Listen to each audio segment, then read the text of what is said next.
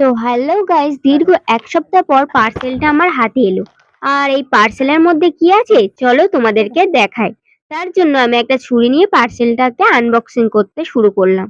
প্রথমেই পার্সেলটাকে আমি ভালো করে কেটে নিচ্ছি। আর এর মধ্যে কি আছে বলো তো, সেটা তোমাদেরকে দেখাবো এবং বলবো। ১ সপ্তাহ আগে আমি একটা অর্ডার দিয়েছিলাম পদ্ম ফুলের বীজ। যেটা মানে আমার ছাদ বাগান করার খুব ইচ্ছা। ছাদ বাগানে পদ্ম ফুল রাখার তো খুবই ইচ্ছা। তাই জন্য আমি অর্ডার দিয়েছিলাম মিশো থেকে পদ্ম ফুলের বীজ। তো সেটাই আজকে চলে এসছে দেখো। আর এটাকে এখন কেটে আমি এর বীজটাকে বার করব। তো আমার মতন তোমাদেরও কার ইচ্ছা বা কার বাগানে পদ্ম ফুল অলরেডি চলে এসছে সেটা কিন্তু আমাকে অবশ্যই কমেন্টে জানাতে ভুলো না।